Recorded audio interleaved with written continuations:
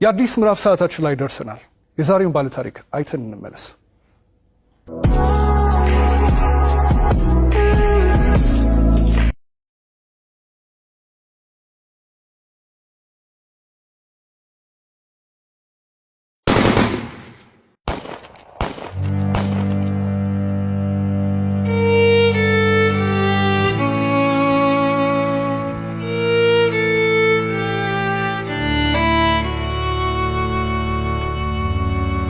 ስሜ ብርቱካን እባላለሁ። ተወልጄ ያደኩት ስናን ወረዳ ነው። ከእናትና ከአባቴ የመጀመሪያ ልጅ እኔ ነኝ። እኔን እንደወለዱ ነው አጋጣሚ አባቴም ወደ መንትን ያለ የተሰደደው። እናቴ በህይወት ያረፈችው በወሊድ ምክንያት ነው። ከዚያ በኋላ ምንድነው የተደረገው? አያቴ ጋር እንዳድግ ቆየው። ከአያቴ ጋር እየኖርኩ ያለ 8 አመት ሲሞላኝ ትንሽ እሷንም ይቸግራታል። እባካችሁ ልጅትን ለሰው ልስጥ እና ፈልጉልኝ ምናምን ትላቸዋለች እሷ ማለት ነው አያቴ አሉ። በ8 አመት ያስወጥተው ወሰዱኝ።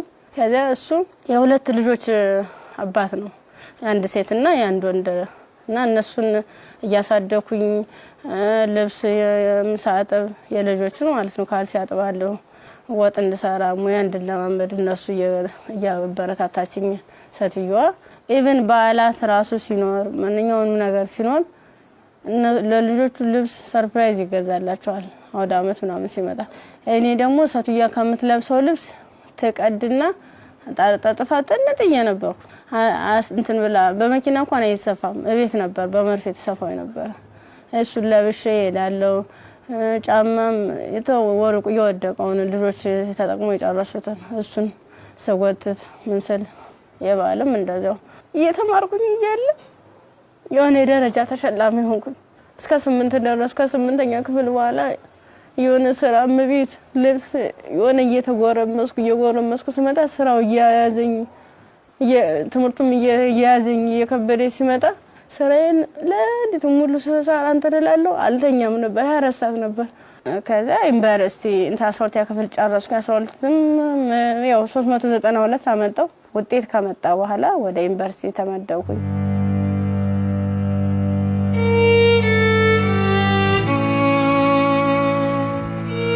ዲፓርትመንት መረጥ በፋርማሲ ግስገባ በቃ እነሱ ራሱን ማበረታታት ጀመሩ። አይዞሽ ኢቭን ደፍተር እስክሪብቶም የሃንዳውትም ሙሉ ነገሩን እየሸፈኑልኝ ነበር እነሱ ነበሩ ቢሮ ላይ ማለት ነው። አሪፍ ውጤት ነበረኝ። ከዛ መጨረሻ ላይ ልክ 1 አመት ተማር፣ 2ኛ አመትም ተማር። 2ኛ አመት ላይ የተወሰነ ረብሻ ይከሰታል በሰዓቱ ማለት ነው። ረብሻ ሲፈጠር ምንድነው 3 ሰዓት ነው ከሌሊቱ 3 ሰዓት ላይ እኔ አጋጣሚ ከልጆች ጋር እንትን ነበርኩ፣ ላይብራሪ ነበርኩ። እኔ ወደ ውስጥ ስንመለስ ውስጥ ላይ የሆነ ሰው ሲተኩስ ከውጭ ላይ ይቀባበላሉ። ከዛ ኧረ ምንድነው በዚህ ውጡ በዚህ ወረዱ እንዲ ወንበስ በሉ እንትን ታኙ ተንበልበሉ ምናምን ይሉናል። ከዛ ልክ እየተኛን እየተሳብን እንደባብ እየተሳብን እየሄርን እያለ መጨረሻ ላይ እዚህ ጋር ግቡ በቃ እናምልጥ እንደዚህ ያለን ሰዎች ለካ ውስጥም ውጭ የሚተኩስ የነበሩት እነሱ ናቸው። ውጭ ላይ ስንል ምንም የተጠቀለብስ አለበሱ። ከዛ አንደኛው ትጥቅ የለበሰው እዚህ ጋር ግቡ፣ ምክንያቱም እንደዚህ ድብልቅልቁ እየወጣ ነው እንዴ ህይወታችን ማትረፍ አትፈልጉም ስለና እሺ ብለን ታርጋብገባን ሁላችን ሰዎች አንድ ላይ ወጥተን ገባን። አንድ ላይ ገባን። በቃ ፍስፍስ አርገው ይዘው ሄዱ። እየከለሉ ሄዱ። ምንድነው ወደ ጫካው ስንዳረስ ሰውነታቸውን መከለል ጀመሩ። ያ ማለት ምንድነው አይናቸው ብቻ እንድትታይ ነገር ግን ሌላ አካላቸው እንትና ሙሉ ብረት ነገር ነው። ስንገባ ምንድነው ኖርማል ወታደር ነበር። ግን እኔ ምን እዛው ላይ እየቀየሩን ምን ሰዓት እንደቀየሩ ማላየናቸው። ከዛ እየሄርን እያለ ጫካ ስንጀምር መኪናውን ከዚህ በኋላ መኪና መግባት አይችልም ወራዱ በእግራችን ዱብ እያለ ነው የምንሄዳው። ልክ በእግራችን እየሄርን እያለ እንትን አይናቸው ብቻ እንድትታይ ሌላቸውን ሸፈኑና ጸጉራቸውን ገለጡት። ያኔ ኬፕ ነገር ነበር የለበሱ። ጸጉራቸውን ሲሉት እንዴ እንደሹ ቀጥ ያለ ነው። እንሄዳለን መንገዱ ያልቅም። 6 ሰዓት ፈጀብን።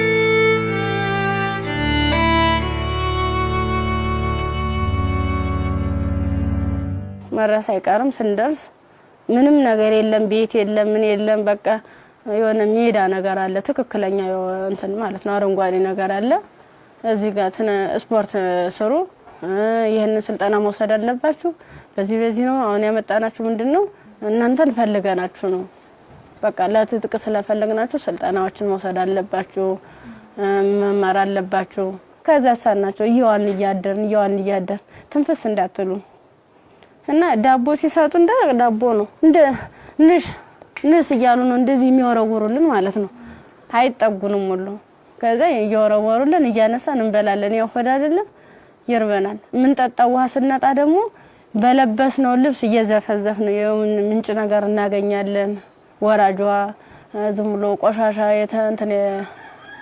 የተገደበ ነገር እናገኛለን እሱን ልብሳችንን እንዘፈዝፍና እንዲ ለመጥለቅም ስለሚቀፍ ልብሳችንን ዘፈዝፍና ልብሳችንን እየጫመቅን ነበር እንደዚህ ያንጠፈጠፍን ነበር ልብሳችንን እየመጠጥን ምንጠጣ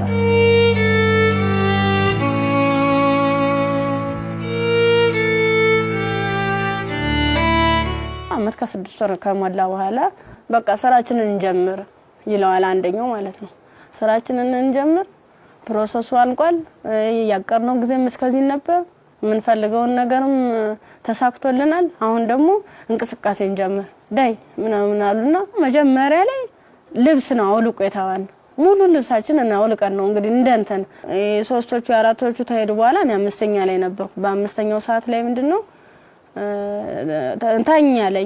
ታኛው ከተኛው በኋላ እየተካኩ ነበር ሲደፍሩ የነበሩ ማለት ነው ከዛ እየተካኩ እየደፈሩ ካደረጉ በኋላ ከደፈሩ በኋላ ምንድነው እንትን ራሴን ስስት አይ እንደዚያ ከሆነማ በዚህ ነው ስሜታችን የሚኖር ይልና እንደዚህ ያደርጋ ይሆነ እንደ 6 አይነት ነገር እንደ 6 ይሆናል እንደ ፌሮ እንዲ ነው ቀጥታ እንደዚህ ሲወጉ የነበረ ማለት ነው ጥቅጥቅ ካደረጉት በኋላ ስዳስሰው ራሱ ቁስሉ ይታወቀኝ ነበር ዘንዲታኝቼ ወድቄ ራሱ ማለት ነው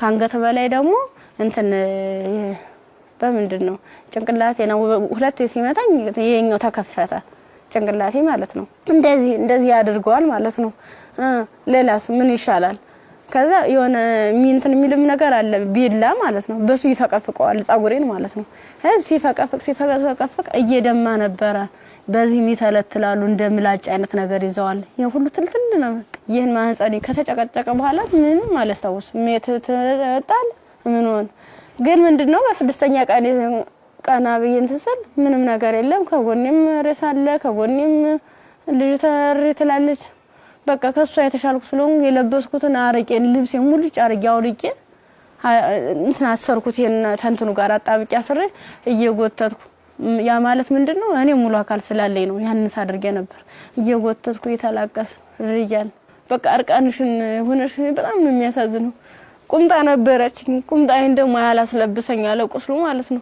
እንዲህ ክፍቱን አድርጌ ልብሴን ግን ሙሉ ቃኔ ለሷ ለበስኳት የለበስኳት አንድ ቀሚስ ነበርና ቁምጣ ከስር ለብሼ ነበር የለበስኳት ልብስ በቁምጣዬ ማሰር አልቻልኩም አውልቄ ሁሉ ሞክሬያለሁ ሙሉ ደም ማለት ነው ከዛ በሷ አሰርኩና የወጥቱ ሰል ገሩ ይመጣሉ በሰዓቱ ማለት ነው ከዛ እንዲታ ያንዘላዘሉ እንትን ብላ እንደዚህ ተሸክሙ ያንዘላዘሉ ይዘዋት ይሄዳሉ ሀይዟ ሲሄዱ እኔ አልሰማማ እንትን አለለም በቃ እንዳንችልስ አንችልስ ገላጌ ተገኘ ብላኝ እኔ እንጂ ይብለኝ ደህል እንዴ በጣም አረ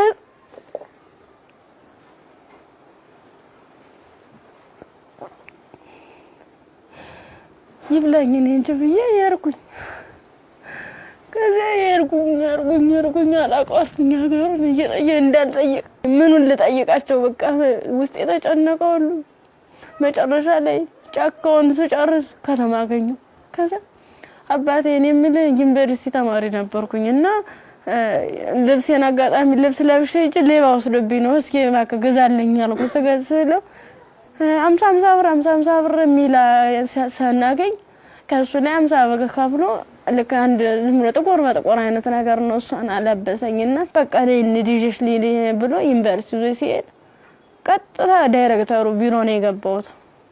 ከዛ ቀጥታ ዳይሬክተሩ ቢሮ ስገባ ምንድነው ሙሉ ነገሩን ካየ በኋላ ህክምና ውስጥ እንደገባ ማህፀን እንዲታሸግ ከአንገት በላይ ያለው እንዲታሸግ ተደረገልኝ።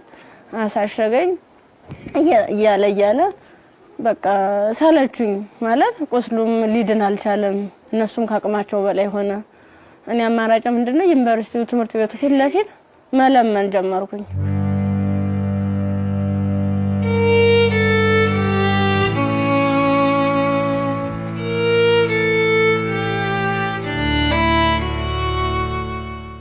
እንደ ኢንፌክሽን ፈጥሯል መሰለኝ ብዙ ቀን ስለቆየው 6 ቀን ማለት ቀላል አይደለም። ያን እየቆራረጡ እያወጡ እያስተካከሉ እያጠቡ ሲሉ መጨረሻ የልብም ኬዝ እንዳለብኝ የታወቀም እዚያ ነው።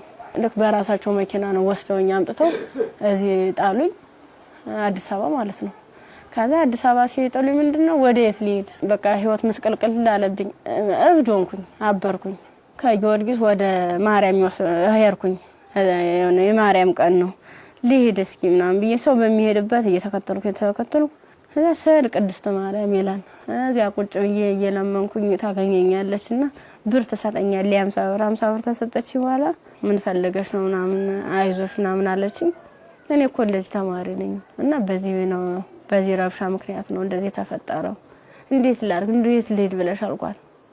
የት ልሂድ ብለሽ ስላት አይ እንደዚህማ ከሆነ ክሊኒክ ጤና ጣቢያ እንውሰድሽ ብሎ ጤና ጣቢያ ሲሄድ የምጥ መርፌ ሰጡ። እስቲሽ አደረጉ። ከተወለደ በኋላ በጣም ራበኝ። በቃ ምኑን ላጥበው ማጣው ሳጣ ሲርበኝ ማዘር ተሬዛ ጋር መጣሁኝ። ምን ላድርግ አልኳት። በቃ ጨለመብኝ እባክሽ አስገብኝ ስላት ከጎንሽ አለን ብላ መድኃኒቶቹንም ያንዳንዱ የህክምና ክትትሎችን እያደረጉልኝ ውስጥ ላይ ከነሱ አቅም በላይ የሆነውን ሪፈራል ተጻፈልኝ። በረንዳ ላይ የነበርኩት ወደ ቤት እየተቀየረ ሰው ቤት ማደር ጀመርኩ። እያልኩኝ በእነሱ ጥረት በእነሱ ጥንካሬ በማዘር ተሬዛ ማለት ነው ለልጁም ሆነ ለኔ ህክምና ወጪዎችን ያንዳንዷን እየሸፈነች እሷ እንደ እናት ሆና እየመከረችኝ እያጽናናችኝ እንባዬን እያበሰችኝ ነበር። አንድ እሷ ናት።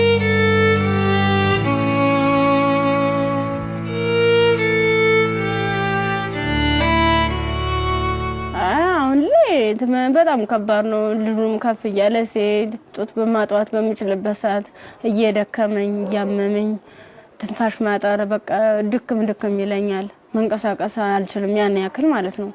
ብዙ መድኃኒቶች ነው የምወስደው። የሚዋጥ መድኃኒት አለ፣ መርፌ አለ እና እነሱን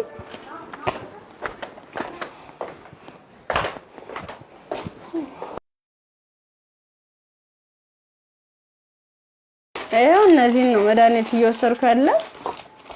በቃ እነዚህ የሚዋጥ መድኃኒት አለኝ፣ መርፌ አለኝ። ይሄን ነገር ነው እየወሰድኩ ያለው እና ይሄን መድኃኒት ስወስድ ደግሞ ለኔ የሆነ ማለት ምግብ ያስፈልገኛል። ምበላው መጠጣው የለም መታየት ነው። ደረቅ ኮቸሮ ነው። አሁን ቅድም እንደውም ሳዘጋጅ ነበር ኮቸሮ እዚህ አለ ዘፍዝፌ ነው የነው እየበላ ያለው። አሁን የራስ ብሏል። የዘፍዝፌው ስለቆየው ቅድም ነው እናንተ ቀረጻ ያዘጋጃችሁ ያለ የዘፍዘፍ ማለት ነው። የዘፍዝፍ ካለ በኋላ ለልጅ ምንድነው ፍትፍት አድርጌ እኔ የምበላታለሁ እሱም የሚበላት ይችል ነው እና ሙዝ ምናምን እገዛለታለሁ። ብስኩት መጠለያ ያስፈልገኛል። አሁን ያለበት ቤት ስፖንሰር አንድ ወር ከፍሎልኝ ነው ሄደ። ሌላውን ግን እየለመንኩ ነው ውጭ ላይ ማለት ነው። የሆነ ነገር ልጅውን ወደ 3 ወር አለፈው ሰው እንድንቆጣጣው ማለት ነው። መታጠቢያ ሰዓት አይደለም ብቻ ቃላት የለኝም። በቃ ይድረሱልኝ ምን አንድም በቃ ወደ ፊትስ ምን አይነት ህይወት ነው የሚኖረው? ምንድነው የማደርገው? ለመናገር በጣም እየራበኝ ነው። በቃ ራበኝ አልቻልኩም።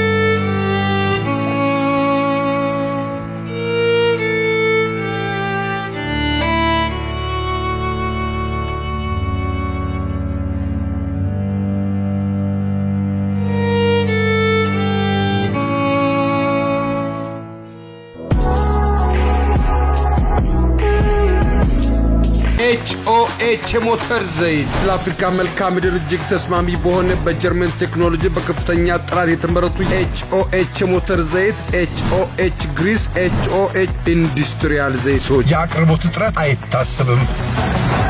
ኦቪድ ሪል ስቴት ልማትን ራዕዩ አድርጎ እጅግ ግዙፍ በሆነ ቦታ ላይ 60,000 መኖሪያ ቤቶች የሚገነቡበት ስማርት ከተማ ለቤት ፈላጊዎች ለማስረከብ 24/7 ሌት ተቀን በመስራት ላይ ይገኛል። ራዕያችን ልማት ነው።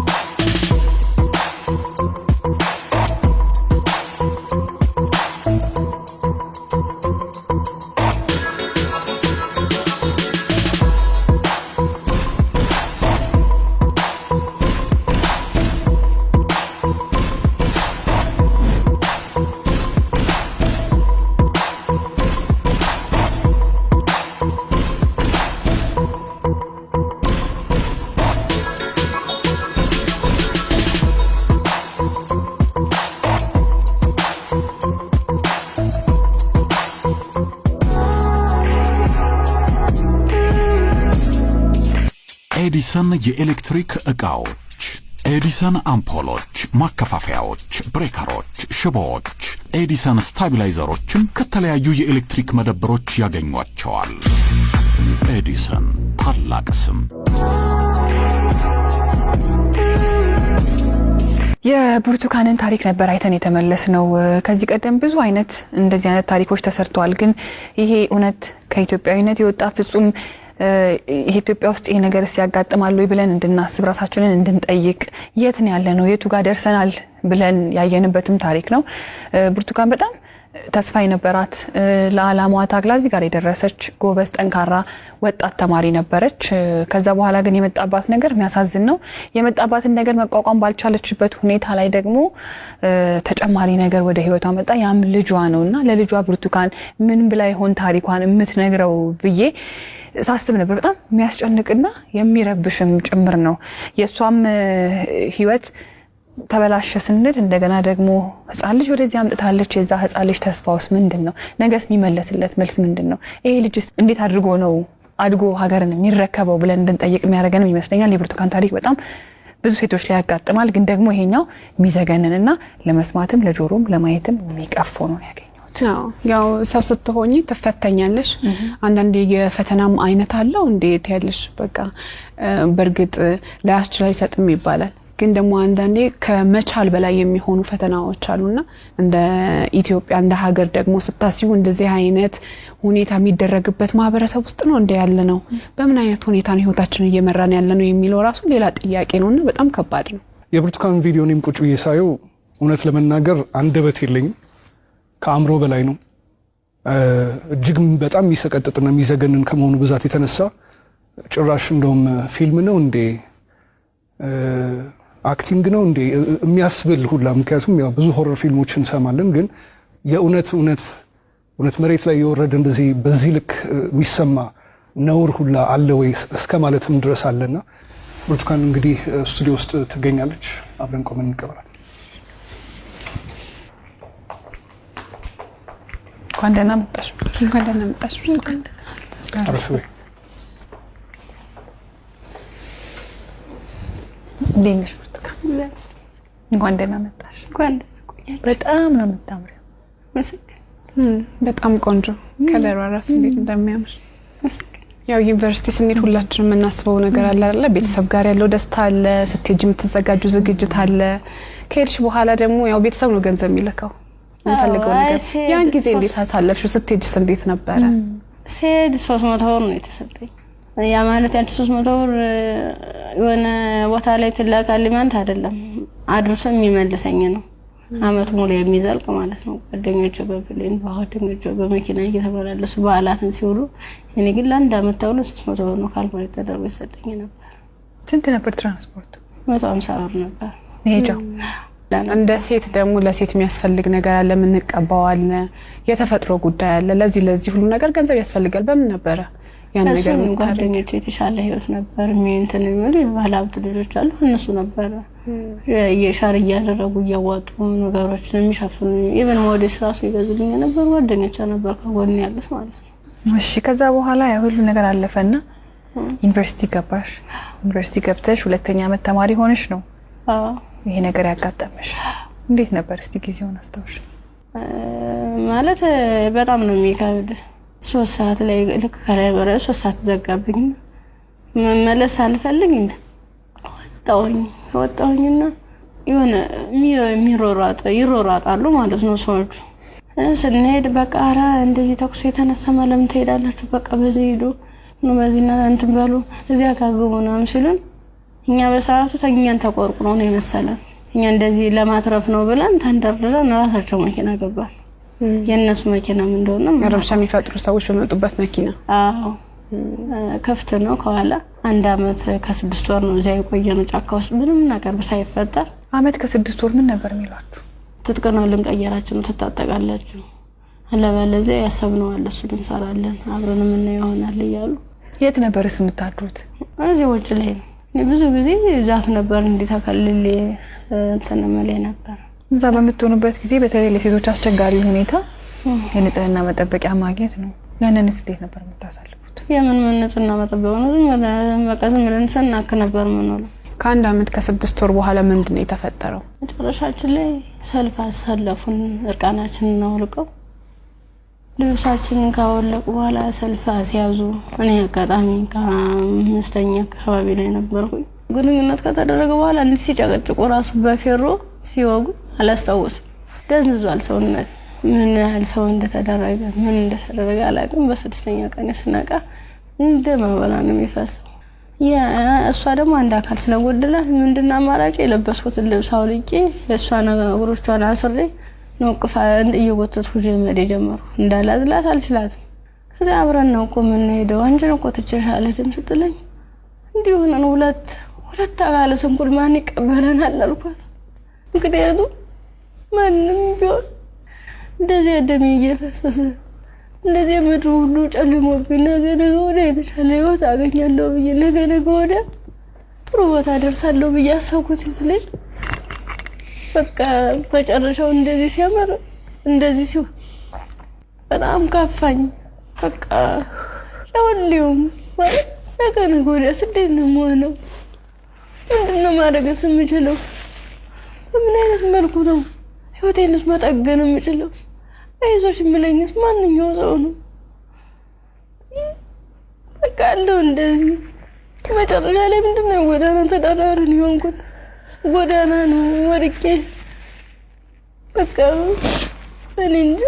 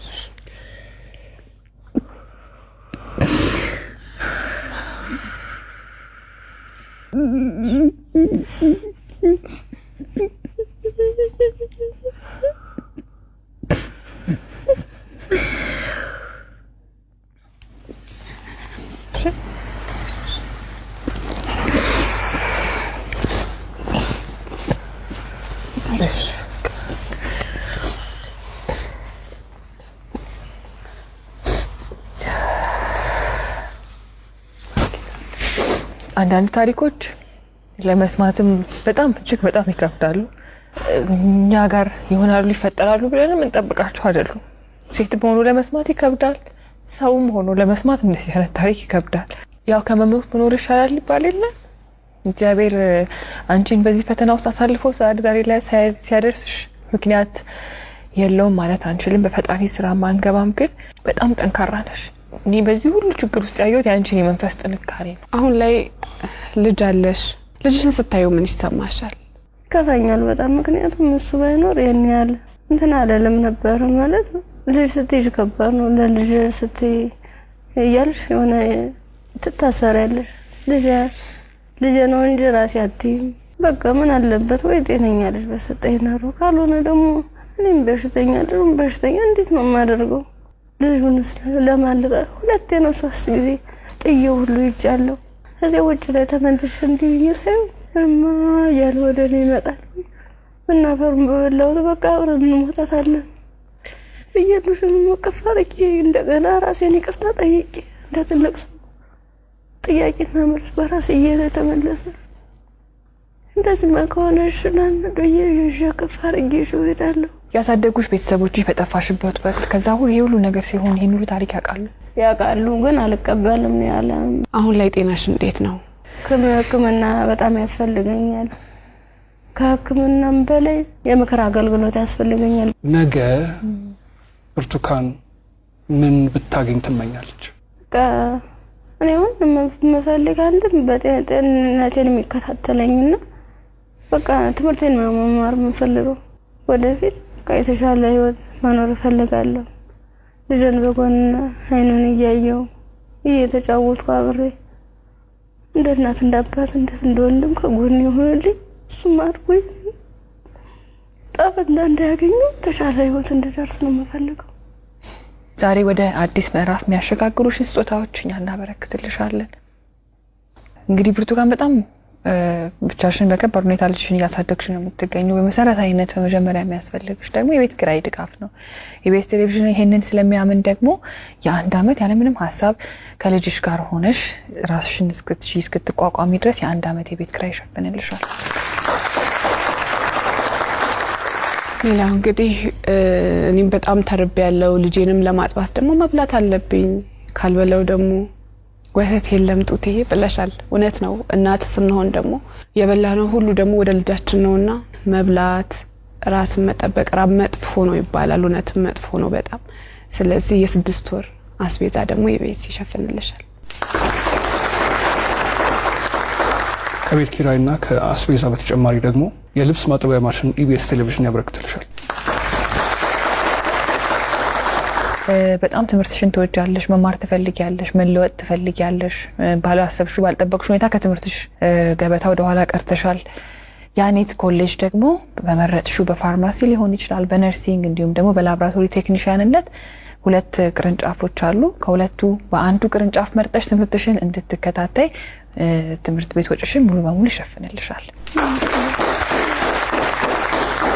እኛም ህልምሽ ተሳክቶ ስትመረቂ ደግሞ ለመምጣት ያብቃል። አሜን። ሌላው ደግሞ የሰው ልጅ ሁሉ ነገር ለማድረግ ጤናው ነው ቅድሚያው ነገርና ብርቱካን የልብ ኬዝም አለባት፣ እንዲሁም ልጇም እንደዚሁ ሕክምና ያስፈልገዋል። ከምንም ነገር በላይ ደግሞ የሳይኮሎጂ ባለሙያዎች እንደዚሁ የሚያዩ ይኖራሉና የሕክምና ድጋፍ ያስፈልጋታል በተለያየ አይነት መንገድ። የልብም እንደዚሁ የሳይኮሎጂም የልጇም ጤናም ጭምር ማለት ነውና በዚህ ላይ ደግሞ ድጋፋችሁ እንድታደርጉ እንላለንኛ።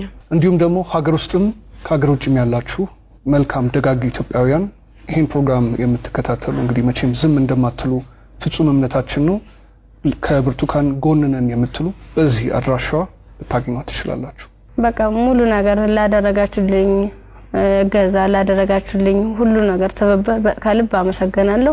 ኢቢኤስ ቴሌቪዥንም እድሜ ጤና ይስጥልን። በጣም ነው ማመሰግነው። እወዳችኋለሁ፣ አከብራችኋለሁ። ነገ ወደ ደግሞ የኔ ህይወት ተሳክቶ የኔ መጥቼ እናንተ መጥቼ እዚህ ውስጥ ማስደስተበት ቀን ይናፍቀኛል። ደግሞ አደርገዋለሁ። እናምናለን እኛ።